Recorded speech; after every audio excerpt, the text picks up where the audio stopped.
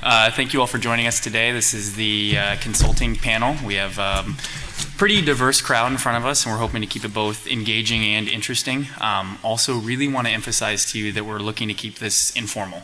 We're going to be looking for questions from you and really want to emphasize that this is an opportunity to get to speak to folks that otherwise in any other setting it might be too formal or it might be an interview. So the kind of questions you want to know that you wouldn't want to ask there, definitely, of course, feel free to bring up to us. So looking at it too, it's an interesting makeup we have on the panel. We have some different backgrounds both within consulting and what was studied at university. Also, I think the youngest panel of any of these, which is indicative of both the industry, but hopefully again bring some energy, bring some insight. So with that, let me go down the line and we'll start with introductions. Okay. Hi everyone. Can you hear me? Okay. Good. My name is Elizabeth Stolarczyk-Walgram. I graduated from the University of Chicago in 2008 with a degree in political science and Germanic studies. I originally was actually planning to go into law, but around the 2008 time, when things were very uncertain, I decided to what started out take a gap year, which turned into actually a completely different career. But in case you're wondering, consulting is that type of industry that people do tell you to go into when you are not sure of what to do, and that's what I did. I wind up working for a consulting firm called Simpson Consulting, which is part of a large actuarial firm, the Siegel Group, right out of college, and I stayed there for 6 years. It was a human capital consulting firm, which means that the type of work that I did was pretty much related to HR issues, talent issues, organizational redesign. I did a lot of compensation work. I looked at sales force effectiveness. So really a lot of things that deal with how you structure roles, how you pay people, how you keep them, how you train them, how you motivate them, engage them. And it's kind of a little bit more of a unique type of consulting than what you might typically think when you hear consulting and you think strategy. So that was strategy from the inside rather than strategy of the entire business. I went to get my MBA at Kellogg, and I graduated actually just this past summer, 2014. And after that, I went to a different consulting firm called Capgemini Consulting, which is a French consulting firm, primarily known for technology and digital transformation. And there, I'm a generalist, a senior consultant. But I work right now on a project in change management, which really looks at how businesses should have readiness once they go through big technology projects. So my experience is a little diverse, although a lot of it deals with the people and the performance area, but also a lot of strategic questions. And I also actually wanted to mention that while I was doing my full-time MBA, I continued working in a consulting role. So for you that are having any questions about actual dual roles like that, I can I'll be happy to answer that. Great. My name is Seung-Kyu Park. I graduated from the University of Chicago in 2013. I majored in sociology. I'm now a second-year associate consultant at Bain & Company, which is a journalist strategy consulting firm. And so my case experience has spanned across multiple industries, including private equity, healthcare, financial services, and I'm currently on a higher education institution client.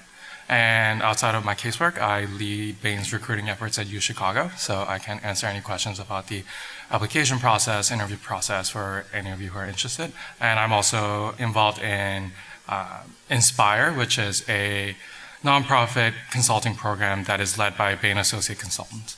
So I can answer any questions about anyone who's interested in nonprofit consulting as well.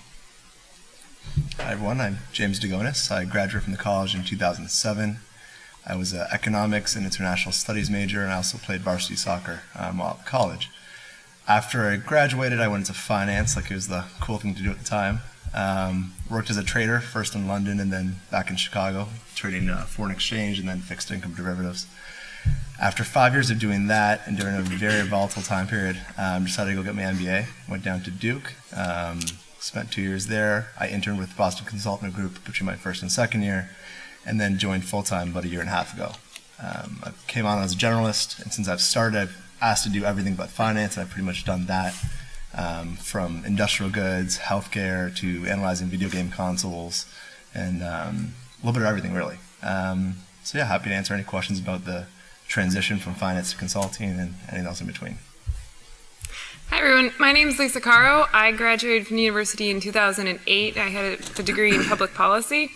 After leaving the university, I joined Diamond Management Technology Consultants. They're now part of PwC. They were acquired by PwC in 2010.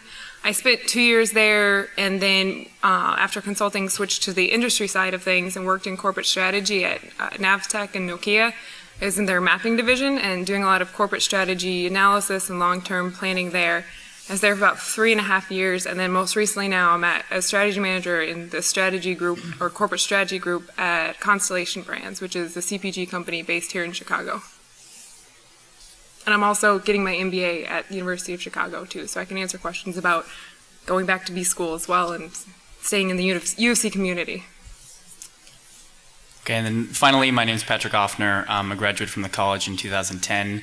I did track and field well on campus, as well as was president of Order of the Sea. I studied economics and international studies, much like James. And out of college, I joined that same company, Diamond Management Technology Consultants, who was acquired 3 months after joining. So if anybody wants to know how things change and change again, I'm happy to give you that insight.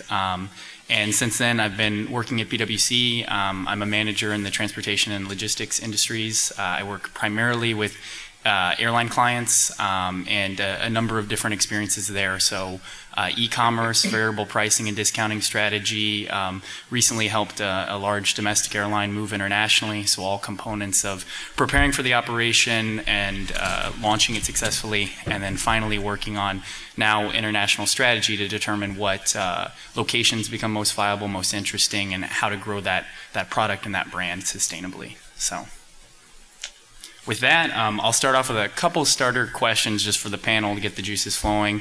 I'll be looking, from the audience. If you have any, feel free to raise a hand. We will have dedicated time at the end, but I want to, of course, make it open to you at any time. So, first question to the panel is, how did you become interested in consulting, or more so, give a brief overview of what your journey to the industry has been like? So, to whomever wants to start.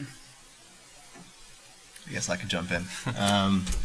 For me, after a few years in finance, and again, during a very stressful and volatile period, I was looking for a change and wanted to do something a little bit different. And with consulting, I was able to just basically touch a lot of different industries. I wanted the variability for a lot of the same reasons actually why I chose economics as an undergrad degree. I just wanted to be able to do a lot of different things and couldn't commit to perhaps one specific industry.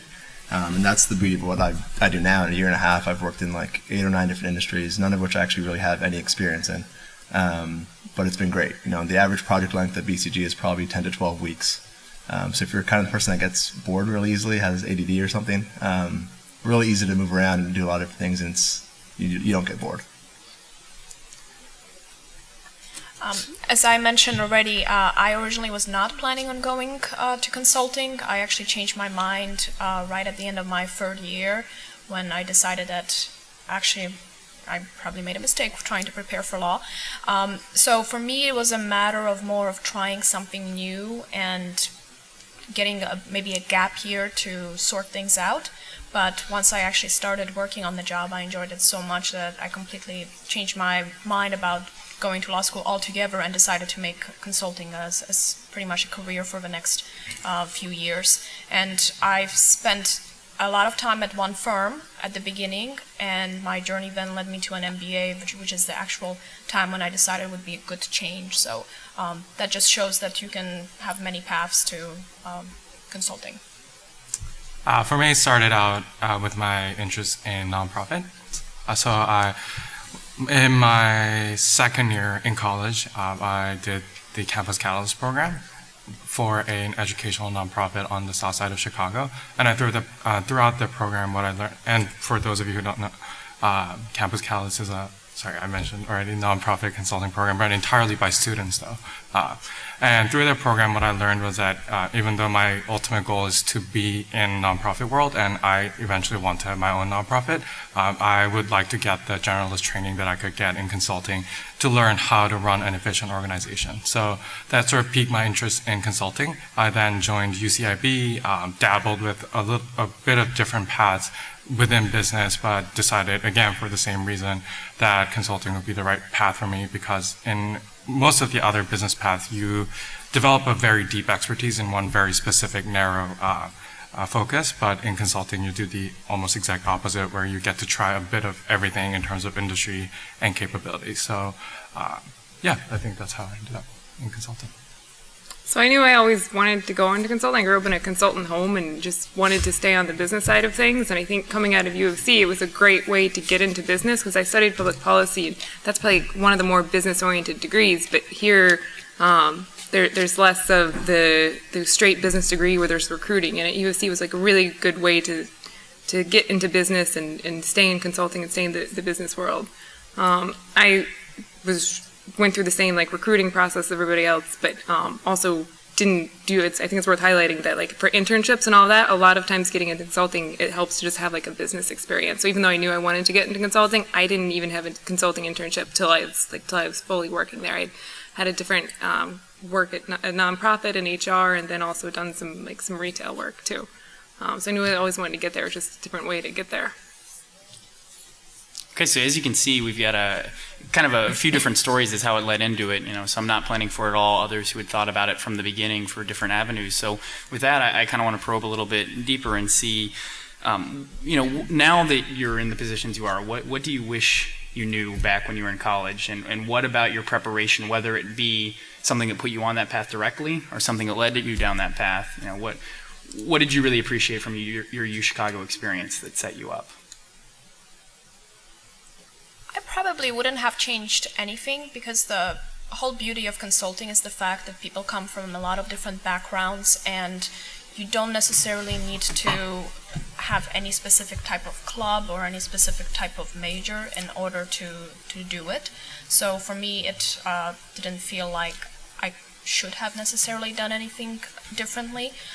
What I did appreciate from the college experience was the fact that the way the University of Chicago teaches you to think critically, to write, to have certain skills about how you process information, how you think logically and synthesize, you get that through a lot of different classes, and just that type of knowledge, you're pretty much ready to take on a consulting job because you're doing something very similar. From one experience that I did really enjoy at the University of Chicago that I thought was quite applicable to consulting was Campus Catalyst. So I did do that, and that was a good example of how a mini project would look. So if you're thinking about doing that particular activity, I would encourage it. For me, something I would say is when I was in college, I was very fixated on following the right path into consulting. It is true, like, to be a consultant, you don't need a specific background, but there are very standard paths that people come out of from UChicago to get into consulting. So you do the third-year banking internships, consulting internship, corporate internship, then you do full-time consulting. So I was very fixated on getting that experience, but because of that, I think I sort of lost out on other cool experiences that I could have had, whether it's working at a startup through the partnership with 1871 or whatnot. I wish I had kept a more open mind in terms of the work experience or even class experience that I had. With that said, I think UChicago set me up really well for consulting because it really pushed me to make myself comfortable in situations where I knew nothing about the subject matter. So a good example would be like in a core class where you're forced to take a social class or a human class. You don't know anything about the subject going into the class, but you learn how to deal with that uncertainty and to present yourself and make your argument in that classroom environment. I think that's a very invaluable skill that you get coming out of UChicago, and something that I use every day, because in consulting you go through a lot of different industries. At the beginning of each project, you have to learn about everything there is to know about the industry very quickly up front, and go into meetings and be knowledgeable about it. So I would say, the core experience really helped me prepare for the job. I would just add, take a statistics class. I actually wound up having a case study with a regression question, and I was taking a statistics class that same quarter, so it helped. But that's probably the one class where I explicitly used in consulting. I got fine without doing. I did fine without learning much statistics. Don't worry about it. Kidding. I mean, I don't know what I would change coming out of U of C. I mean, it was all kind of a great, happy, and stressful 4-year blur. I think one of the things that's helped me is less on the. I mean, obviously the skills that I learned at U of C and how to analyze things and think critically. But one of the things I've found, particularly leaving consulting, is that's really helped me from U of C is the U of C degree, like the brand name. When you go into consulting, everybody around you has a high degree, come from great schools, all very smart. And then as you move on and move into the industry, it's more of a mixed pot, and they see U of C, and it automatically, before you even talk to somebody, if they see it on your resume or they've seen it online, it really has helped me. Like, people just give you credibility in advance, and then when you start talking, they see, like, oh, you're from U of C, and you can have a conversation and analyze and think critically. But I think the brand name, the further I get away from U of C, I really appreciate the brand name too, is we're in the real world, and there's people from all different backgrounds. There's a lot of value to the U of C name that you may not appreciate now as you're like chugging through and doing all the homework, and everybody else is out at bars, parties, and whatnot. The one thing I probably would have done differently is perhaps actually gone into consulting right out of undergrad. I mean, my time as a trader during the financial crisis was incredible, and I have some great, crazy stories to tell from those days. But now that I look at some of the associates at BCG and what they go on to do after their 2 years at undergrad, you have so many opportunities available to you in all sorts of different industries and different countries, and pretty much anything is available. For me, after my few years in finance, when I tried to move on, I was pretty much pigeonholed into finance roles, and that's why I went to business school. And it's all worked out well. I ended up at a consulting firm that I love, but just seems like you're better set up out of undergrad to be a consultant, just because you got to touch so many different industries and so many different functions, and especially if you don't really know what you want to do, it's a great thing to go into out of undergrad. Building on that, I think Elizabeth may have a different viewpoint on this, but it's very hard to go into something else and then go into consulting because so much of it goes through recruiters and this on-campus recruiting. Recruiters, there's so many people trying to get into consulting. For them, it's easiest for them to come to a school. They have the formal, there's the online process, they can do these happy hours, they can do the first and second round interviews, and this really, that happens in undergrad and then business school. If you try to get into consulting sometime in between there that you're not just graduating, it's a lot hard. Typically, because they have so many qualified candidates, the only way to get into that is if you have very specific experience in one industry, and then you're bringing that like depth of knowledge to their consulting firm. So it's worth, if you think you maybe want to do consulting, it's probably better start with it now. I mean, you can always, I left after 2 years, you can always get out of it. It's much easier to get into it from a university position as opposed to maybe I want to do it later, because otherwise then you do have to go back typically to get your MBA or a very specific degree. Elizabeth, do you agree? You took some time off and then got into consulting? How did that work? So you took time off from undergrad and then got into consulting? Me? Yes. Or did you have it lined up through OCR? No, so I started right out of college.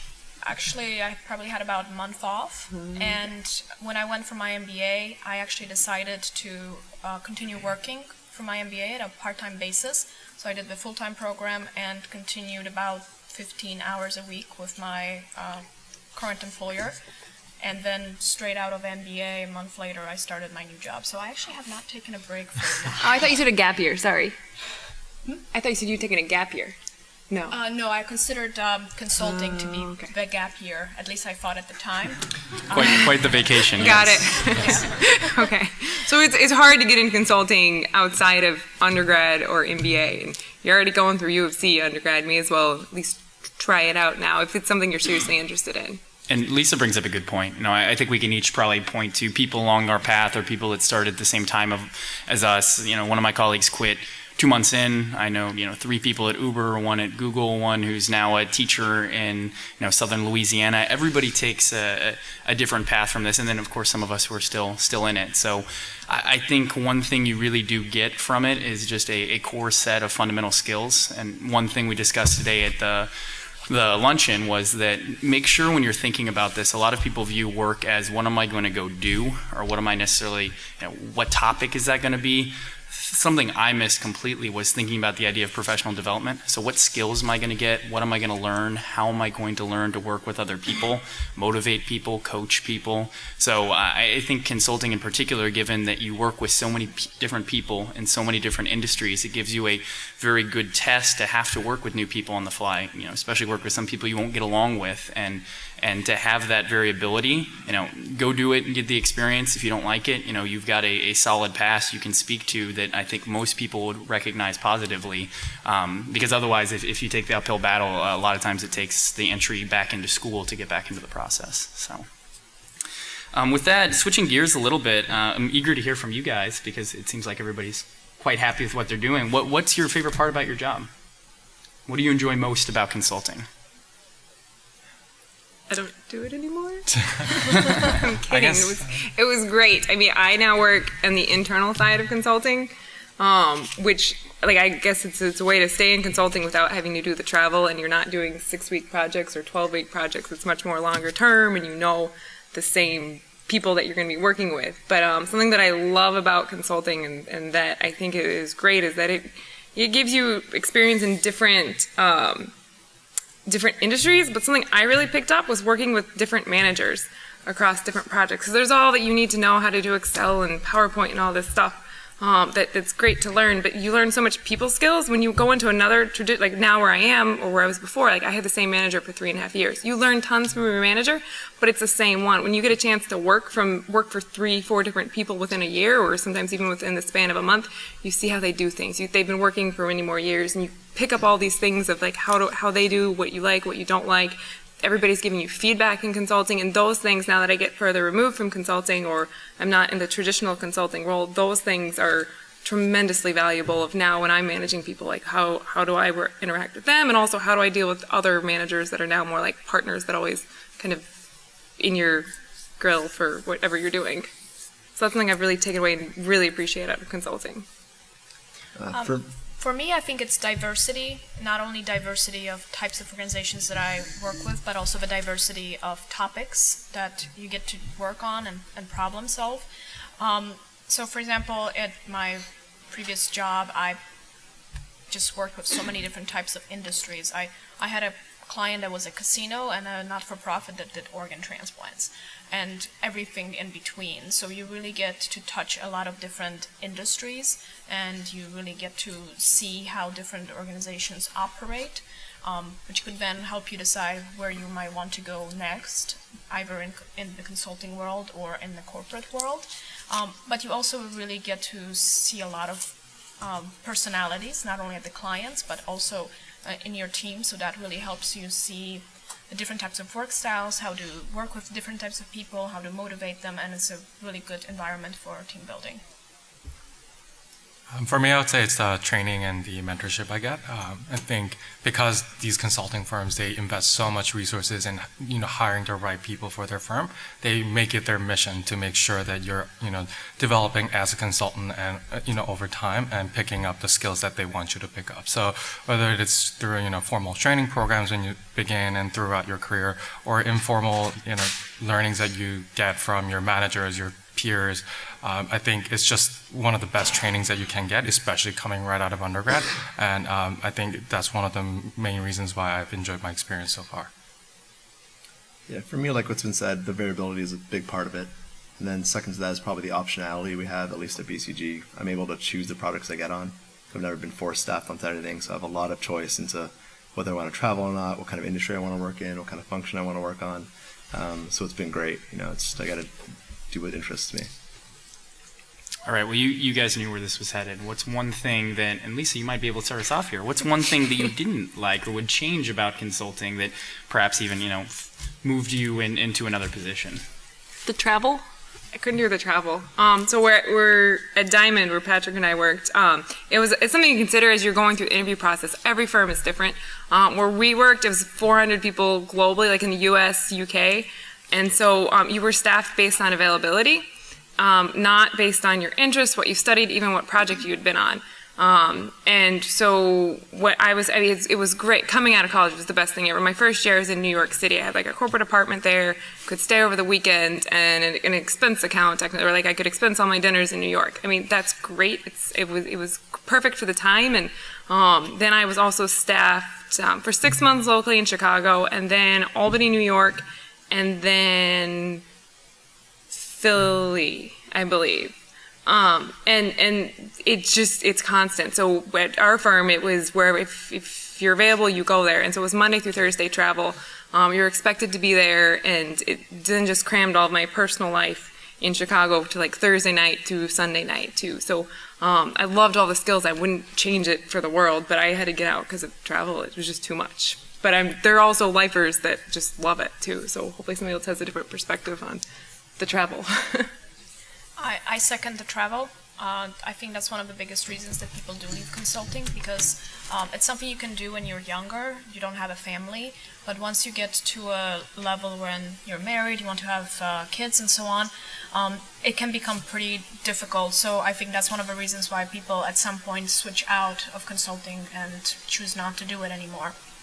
The second thing I would add is that it's a pretty high stress and high pressure job.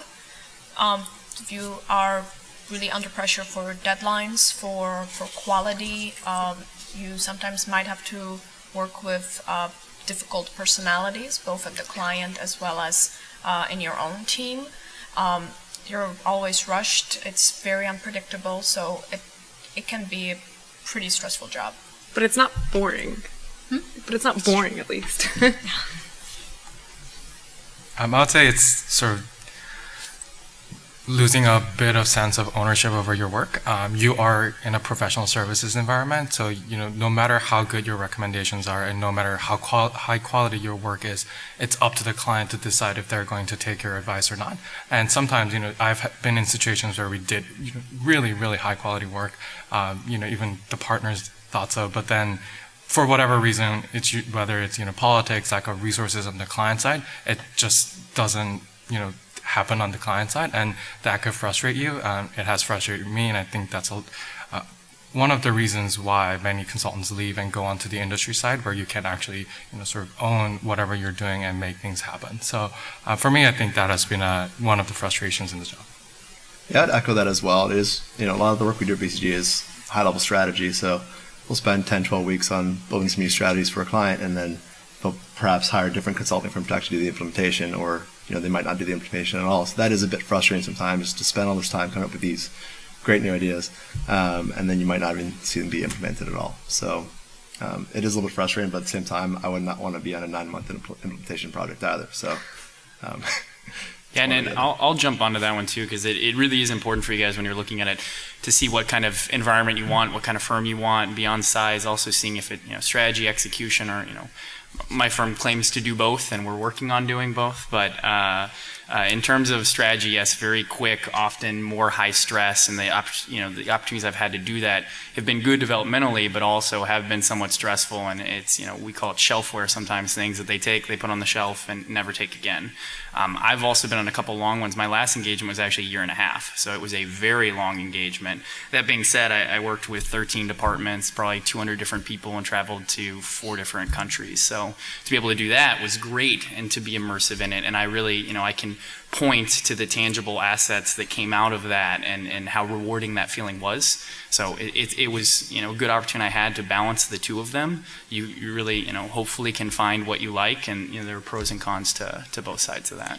And I would just expand on that. For example, if you are worried about one particular aspect of consulting, there are different types of consulting firms where you can get around that. So for example, if travel is something that you're worried about, the firm where I worked in, we did not have a Monday through Thursday travel schedule. We only traveled for key meetings, to do interviews, focus groups, deliver the reports. So it was more irregular travel, where it would be a day or two here and there. So probably maybe a total of a week in the month, rather than a weekly schedule Monday through Thursday, the way I have it on my current job. So if that's something that you worry about, there are ways around it. Similarly, if you might be looking for a slightly different environment and you might be interested, for example, in not-for-profits, I know there are some consulting firms that specialize in that, and perhaps they might have a better work-life balance. You kind of have to do shopping around in a way. And that's where I want to break through if we can. We'll go really rapid fire down this. I can start us off. How often you travel? So if it's not, so if you want to. So I'm currently on a project that is also a year and a half long, and I travel every week, Monday through Thursday. And on my previous job, it was irregular travel, more sporadic. I had months where I didn't travel at all, and I had months where I would travel a few weeks. So. Yeah, I would also preface that at Bain it varies highly by project, but I've been on 4 different projects. My travel schedule had varied from 100% local in office to 4 days a week travel. So, yeah, I don't think there's a set answer. Yeah, similarly, it definitely varies on the project, but at least at BCG, even if the client is elsewhere, we rarely travel from Monday to Friday. It's usually travel as needed, so if there are key meetings or something like that, they'll have us down there. And at the times, like the client actually wants us there 4 days a week, we usually make some sort of deal with them. So, for instance, I was supposed to be traveling to Arkansas for a project I was on down there, and they wanted us there 4 days a week. We made a deal with the client that you'll have BCG there 4 days a week, just not the same people. So I'd be there Monday to Wednesday, so the other consultant might be there Tuesday to Thursday. So usually if I am traveling, it's only about 2 nights a week. And on the industry side now, I maybe travel 5 times a year for a day or two. And then I've been on the road every week for 4.5 years, so I've never had a break in the action in between. So looking forward to that opportunity. And that's one I kind of want to pivot to. So we've discussed this, we've discussed job. Now in terms of lifestyle, especially having a lifestyle, or even as we'll joke, a life with a job like this. So how have you guys found that you effectively balance your lifestyle between either long hours or frequent travel? Well, I shut up for the travel part of things. For a lot of us, it's probably true at least, but there's alt travel. So if you are traveling to another state, to another country, if you don't want to fly back to Chicago, you can fly somewhere else, and they usually just pay for that. For instance, I was working in London for a couple months, and rather than flying home, they would either let me travel to the continent somewhere and spend a weekend in Amsterdam or somewhere else, have that be fully paid for, or if I didn't want to fly home, they'd fly my girlfriend out to visit me business class. So there's, things that offset the perhaps difficult travel schedule. At Bain, I think there are policies that certainly, like everyone here, we have long hours, stressful days, but there are certain policies that we have that help you manage your work-life balance and have a personal life. So we have a firm-wide concept called virtual baby. So the idea is that if you have a baby, that's your first priority. And, managers often say things like, oh, I have to go see my kid, so I'm going to go home. So the idea here is that you can have a virtual baby, whether it is, being able to go work out once a week, go have dinner with your significant other, go see friends, have drinks, whatever it is, you get to do that. And a lot of the teams will upfront say, what is your virtual baby? We'll make sure that it happens once a week. And that's a crucial part of why I was able to sort of keep my work-life balance and see my friends. And also on the travel side, we also mostly do 2 to 3 day of travel so that you get that extra night at home sleeping in your own bed. When I was in my previous job, I had a manager that understood the work-life balance, and she put in policies, just personally it was more of a culture rather than an actual policy, that you have the flexibility. So as long as the work gets done, she did not necessarily care whether you did it at home, whether you did it in the evening, whether you did it at 6 a.m., whether you did it on the weekend, as long as you delivered it on the deadline and delivered it in high quality. So as long as you did your job, you could have more flexibility. Although she did expect that, if you don't have a specific reason not to be in the office, please come. But if you don't, then she wouldn't necessarily, go around and look for FaceTime. And in my current job, knowing that I'm always out Monday through Thursday, I try to always take care of any particular personal items on a Friday. So our firm's culture is that Friday is a little bit more of a leisure day. People do come to the office, but they come in late, leave early. So if I ever have to do anything, I'll come in at 10 in the morning on Friday and then get things done in the morning personally, or leave at 3 or 4 o'clock and go do them in the afternoon. So and then the weekends, so far I've always had off, so I try to just put a lot into the end of the week and get things done. Yeah, I think most firms these days are making a push for more sustainability and more flexibility of their workforce because they spend so much time to train you. And they want to keep you around. They want to keep you eager. And then we have all this new technology and this availability to speak to one another that even things, if it's video conferencing or more so, especially flexibility in terms of I'm going to go to something this night because it's important to me, it even heightens the camaraderie on your team because you guys pull together to help out and support your teammate who has, a special interests or a passion for something. So I think that's a big component. And, Lisa, I'll ask you on this one. Since you've transferred out of consulting, has there been a market shift in lifestyle, or do you have any new hobbies, or now that you have time? Well, I filled in the free time pretty quickly. There was a period, but I'm now back in school getting my MBA. So I guess consulting helped me with all my time management skills, and I look forward to rejoining my hobbies when I graduate next year. So no. Yes, when you switch over to industry, it depends like how you use where you step after consulting. Where I stepped was still, it was the corporate strategy group that was still, everybody was former consultants. We very much operated like in a consultant manner, but it was just local, and there was less because in the consulting business models, you're paid for the delivery of each of your projects, and the more projects the company can fit in, and the better they deliver them, the more they get paid. When you're then on the corporate side, it's only the value, it's how well you do the work, and there's always time elements to it, but there's less of the crush of we need to finish this project now so we can start then with our next project that's paid. It's like a fixed rate for us. So there was less hours, but still when we needed to work late, we'd work late. So it was great that I transitioned. Consulting gave me the ability to then know I can work late some nights, but I was going to have it easier than the next few nights too. So there was definitely more free time switching to the industry, but where I went, it was still very much like a consultant mode of if we need to stay late, we'll stay late, but there's room for hobbies. And just to add to what Patrick was saying too, a lot of the firms are really pushing on making the job more sustainable. At least for my experience in my 2 years at BCG, I've not really worked the weekend at all. They keep weekends sacred. Often on all the projects, they'll say if you get an email after 7, don't worry about it. You don't have to respond till the next day. So they're doing a big push towards that because, the asset is the people. We don't really have any of their assets. So if they could limit the turnover and keep people happier, you're going to be a much better consultant. And part of it also, you learn to manage it as you get further tenured into the job. When you start, you feel like you have to be, on call all the time and, be always working. At some point, you learn that, that's a very bad attitude to have because, there's always more work to be done. So you learn how to draw the line at some point. You just make sure that, you and the manager are on the same page and you sort of manage your work-life balance up. We've actually had trainings on how to say no to our manager. Yes, definitely. Because if you keep saying yes, they'll keep giving you more. Yeah. So. Yeah. And that's where I'll also just be a proponent. So it is one that's traveled a lot. As much as there are certainly downsides to it, and the glamour of the all travel is fantastic. I was in Argentina and went to Mendoza to some vineyards for the weekend because I just happened to be in Argentina.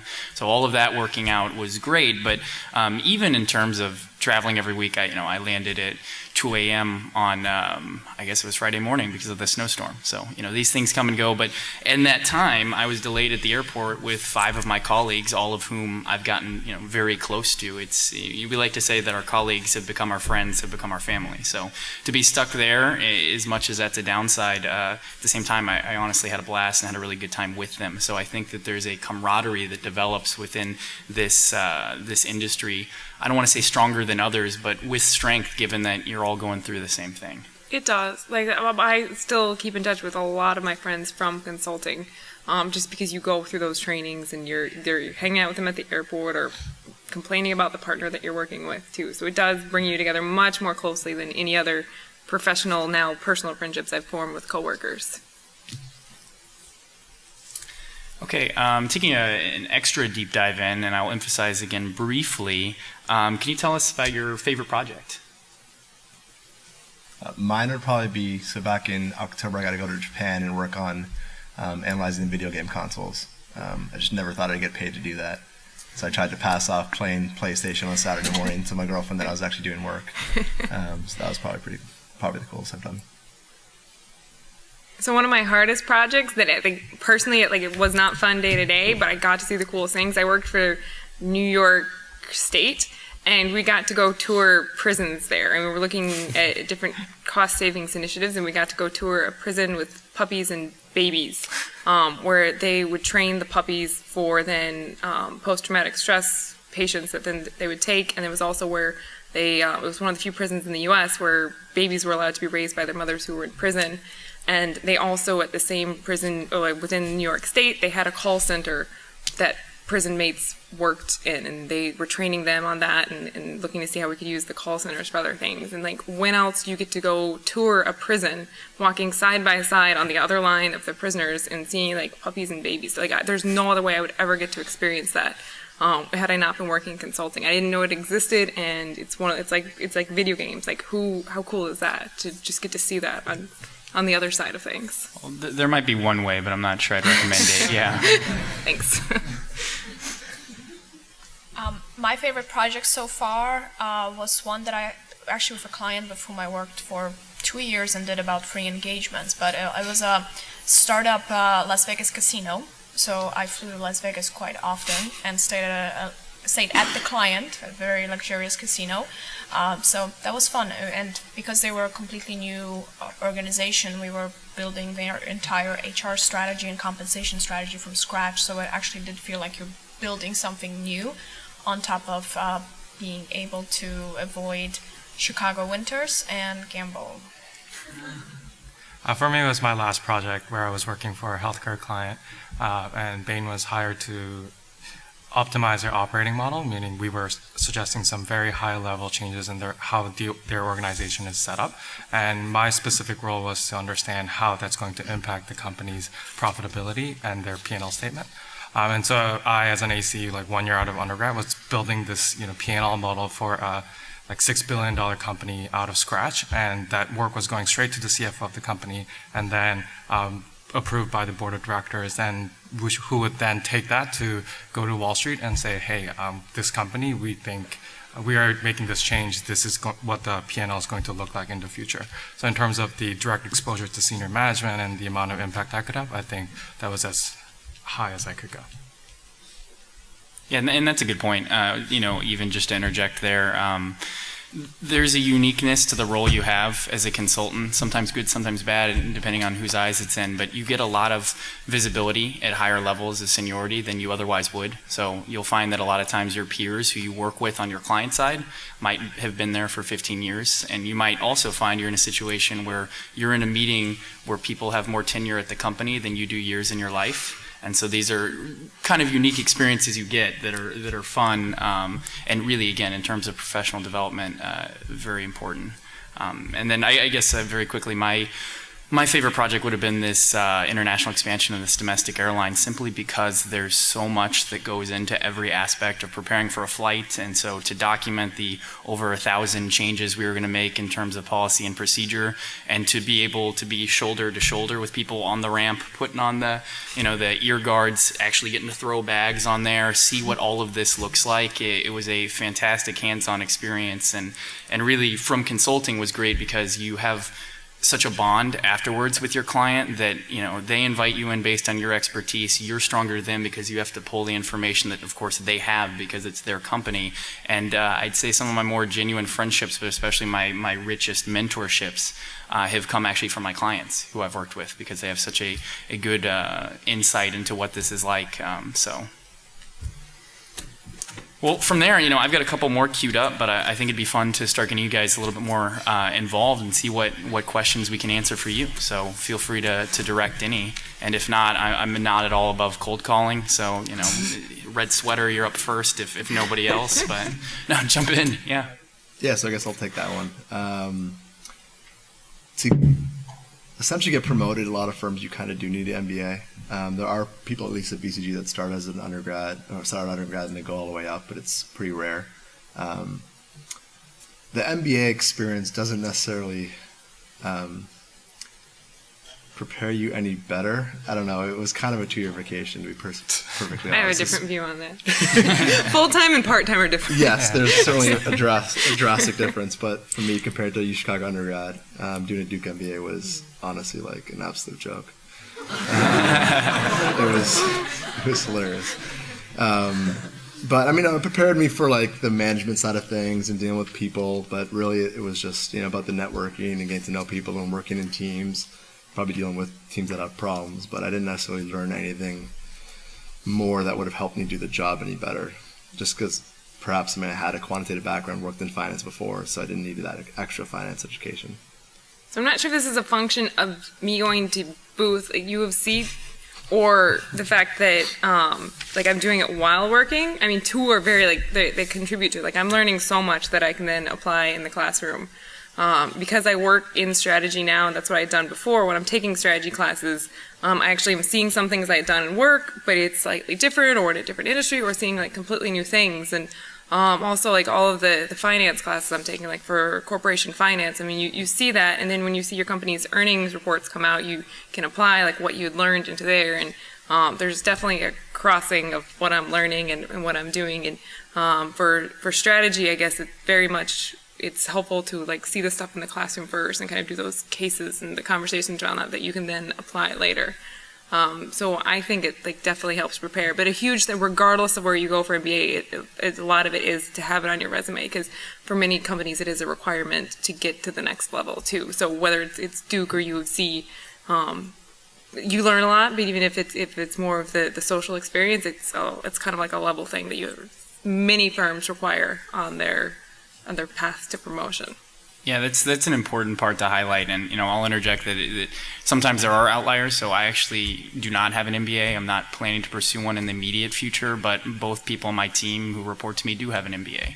So for some folks who come from, again, they came from outside from industry, MBA into consulting. I the whole time was in consulting. So some of it will depend on experience. I think still is in terms of being a credential and in terms of messaging, it can be a strong one, but it's also, in all cases, not something that's required. And, at least in my professional discussions as they stand, it hasn't been highlighted as anything that's a glaring hole, so. Well, what I would add is, remember how we talked about you can do any major and go into consulting?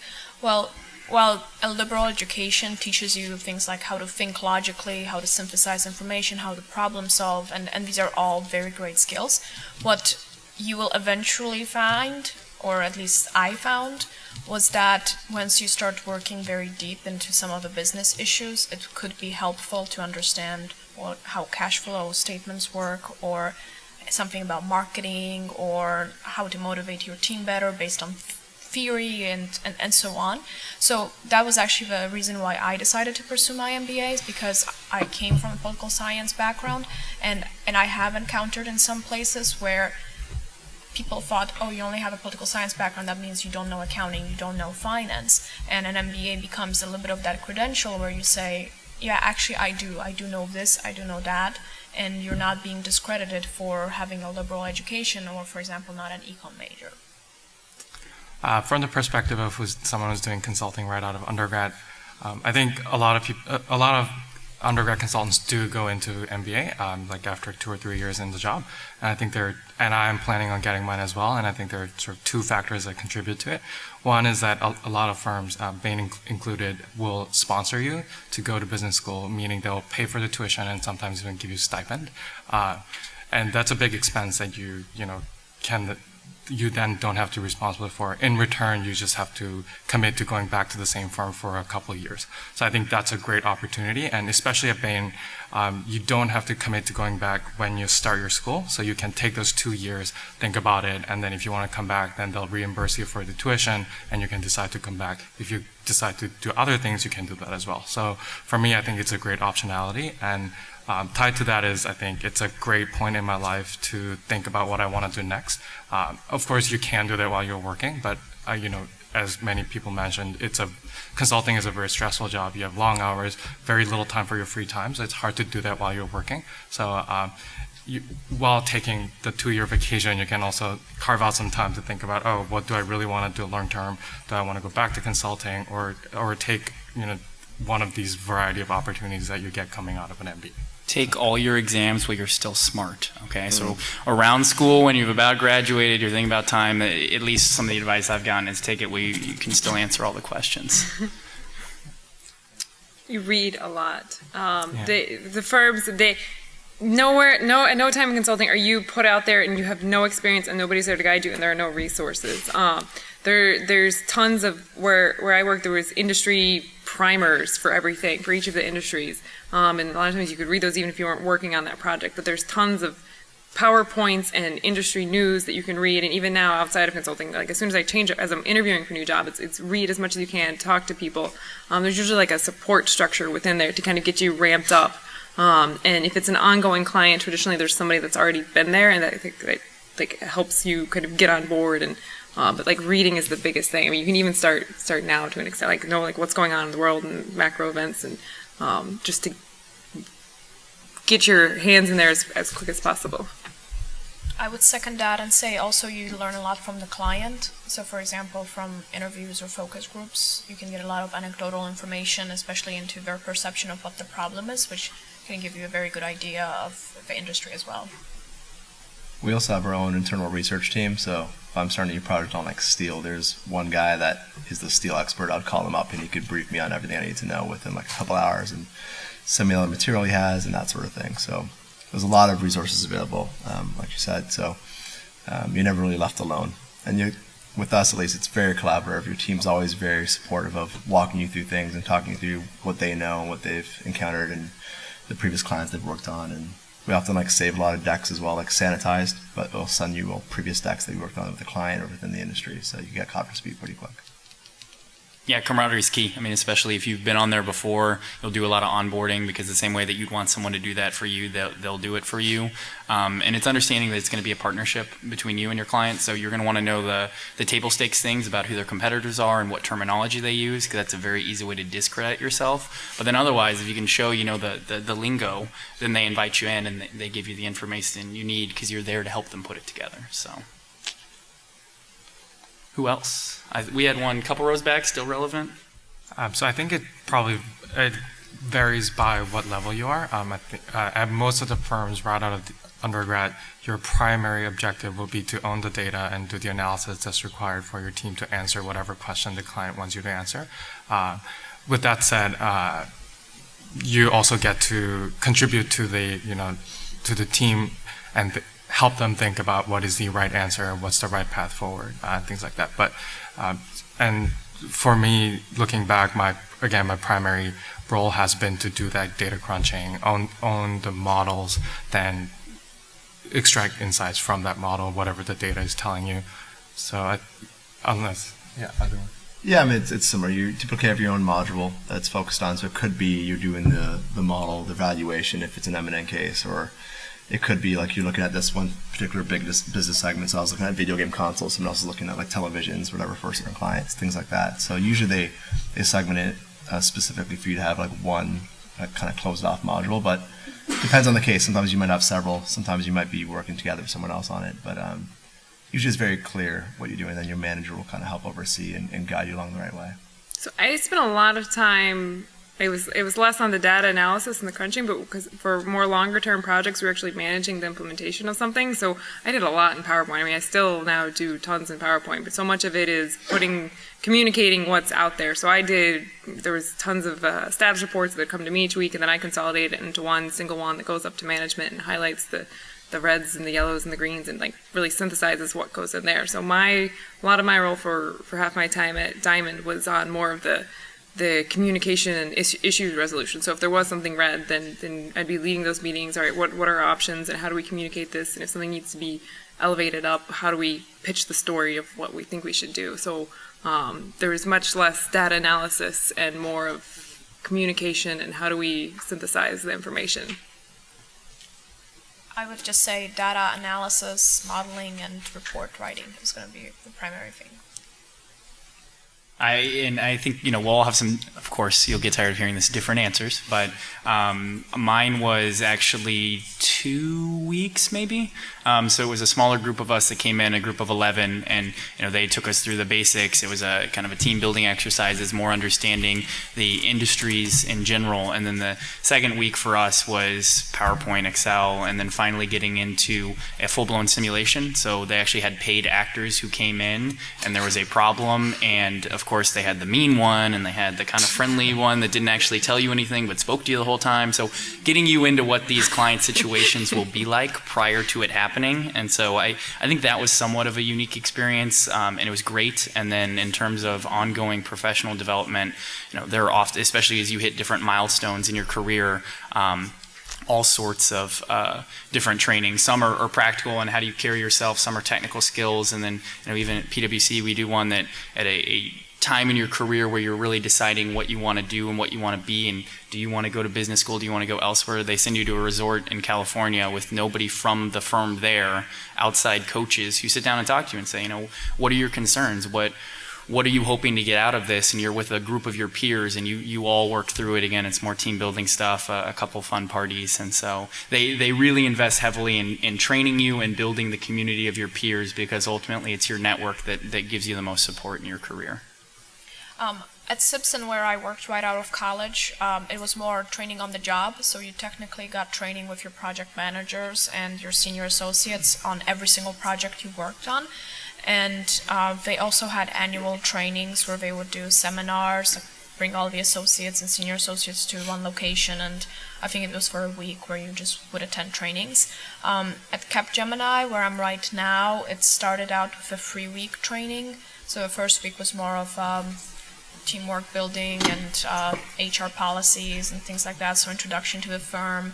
The second week was skills building, so actual models and how you do a transformation map and how you build a report and things like that. And then the third week was a simulation of an actual project. So you were put into teams and given a problem, and throughout each day you would have to do a presentation, and it would kind of simulate a real 3-month project, except they crunched it into 5 days. So you had to do the exact same steps, like the interviews, the data modeling, the report writing, the presentation, but you would do it every day instead of, say, every 2 or 3 weeks. And Lisa, I'm eager to kind of compare you off of this, given where you are now and what the transition has been like. How have your training experiences differed between consulting and There's non-consulting? none. I mean, they have, like, when I left, that's like one of the things I so much appreciate of consulting. Like, what's like 10 years of experience within like 2 or 3 years.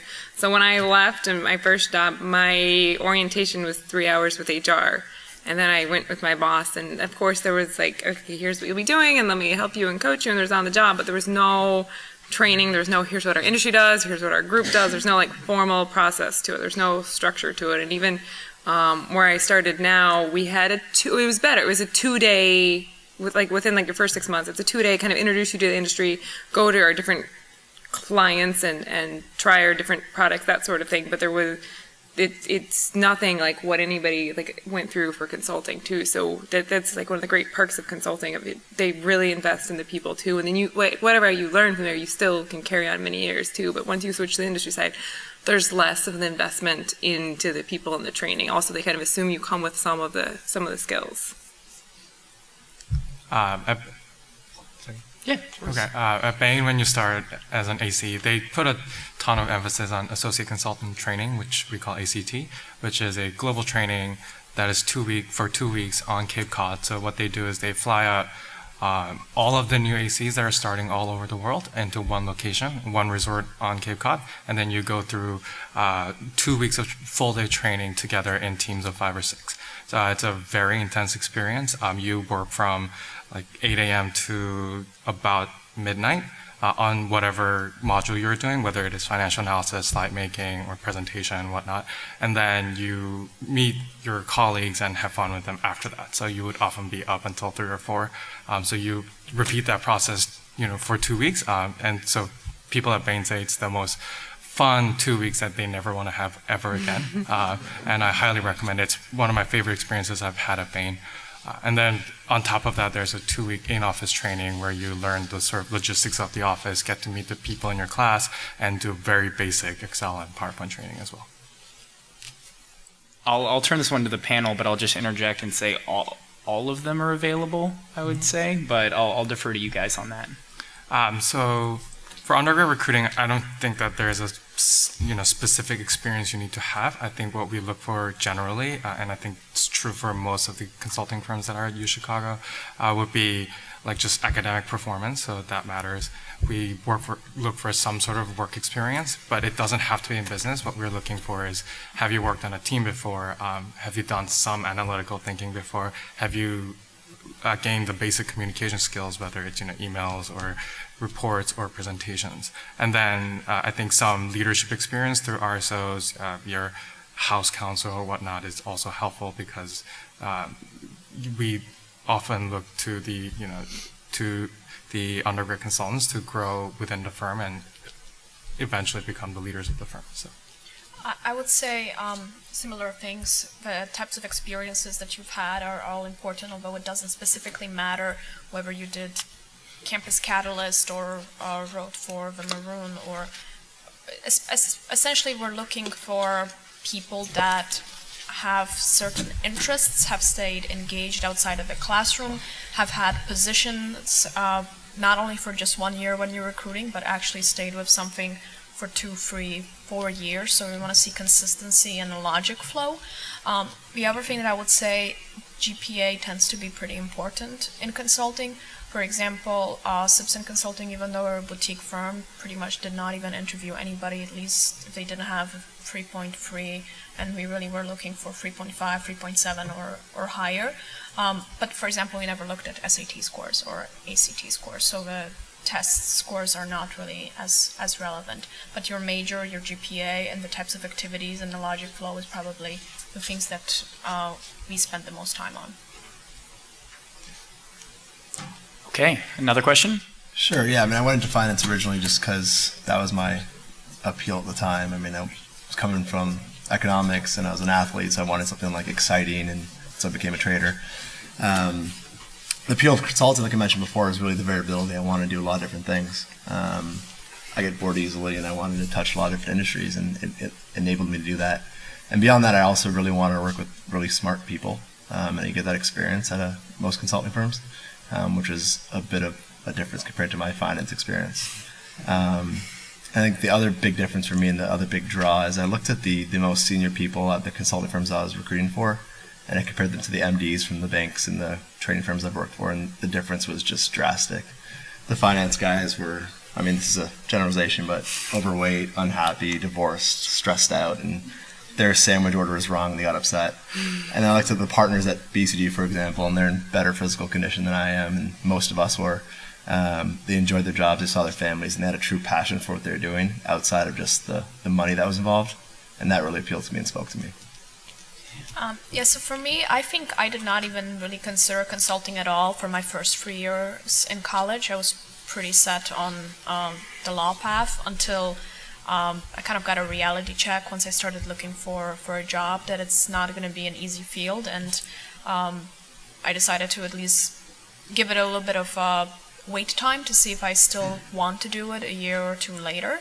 But how I got interested in consulting was really in my 4th year.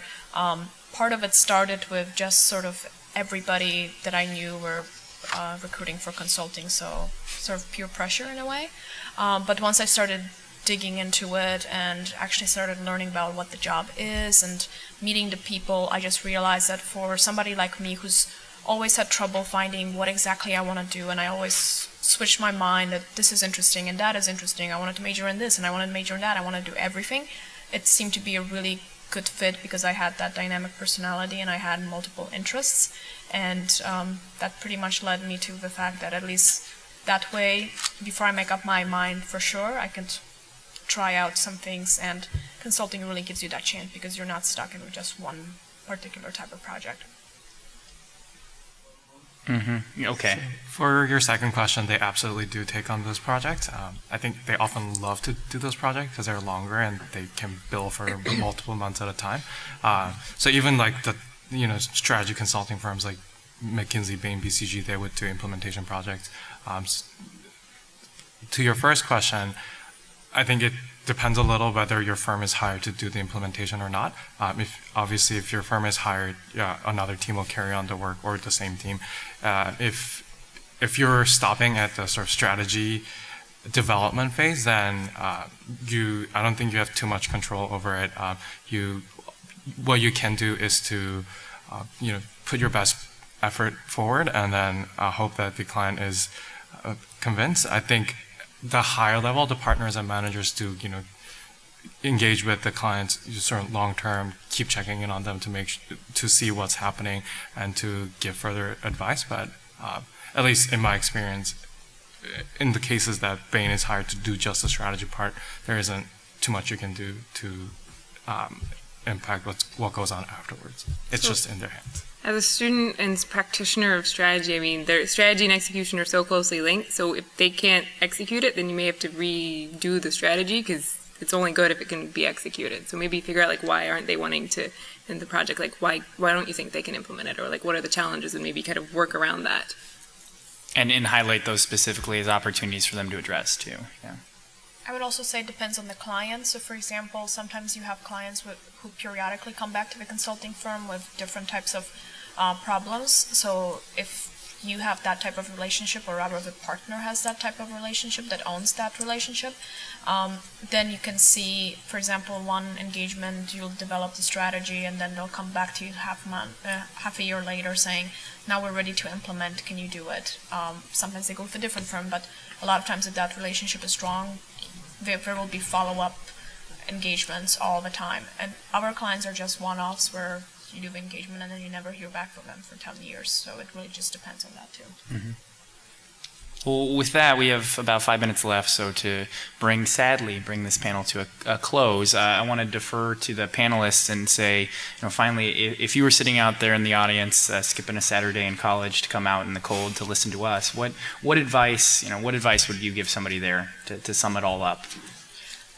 I would say that it's a good thing that you're considering a consulting career if you're not sure of what you want to do yet. So unless you specifically know, I definitely want to be this or I definitely don't want to be that, consulting is a really good career for exploration, and it just provides tremendous professional development opportunity, and you will meet a ton of people, you will learn a lot in a very short amount of time.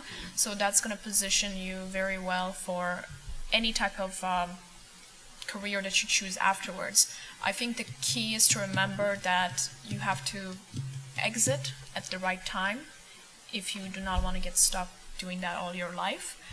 So knowing when to say no and get out is probably something that everybody struggles with, but I would encourage you to think of life beyond the consulting world as well as you even plan at this particular moment.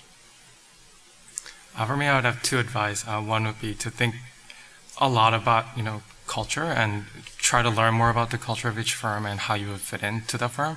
You spend a lot of time with your colleagues, so it becomes very important once you start the job. And then secondly, I think this is something I didn't at all think about when I was looking for a job in consulting. The staffing model of each firm makes a big difference on how your cases are, how your projects are decided, and how your, where you go in terms of like travel or type of project is decided. So ask each, and so for example, Bain does office-centric staffing model. I think BCG has a regional one, McKinsey has a global one. So every firm does it a little differently. So try to ask alumni, how do you get onto a project? How is it decided? And try to think about what that means for you on a day-to-day or a month-to-month basis. Yeah, I'll echo the advice that was said. I mean, consulting just is such a great platform for later in life. So if you aren't really sure what you want to do, it's a phenomenal thing to get into. It sets you up to do anything you want afterwards as well, and you just have a greater skill set and a greater network to reach from.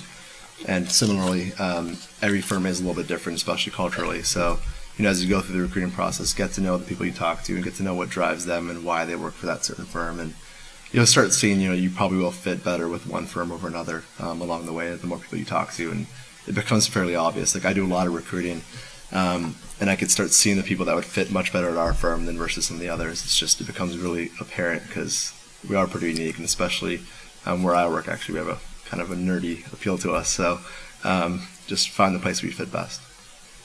I'd also suggest cast a wide net, because on the other side, like as you go through recruiting, they're trying to filter you guys out. And when I don't remember how many I applied towards, how many I got first round interviews and second round, and then a single offer. There's so many qualified people out there, they have to filter you out. So my advice, like where you guys are now, is if you think you want to get in consulting, obviously ask all these questions so you know like what's their model for training, for staffing, so there's no surprises when you get there. But it casts a wide net, because where you think you may, if you say you only want to apply to these three, they've got their own criteria, and sometimes it's literally down to, did somebody have the right style of conversation with you at the happy hour, because you and this other person were equally qualified for the job.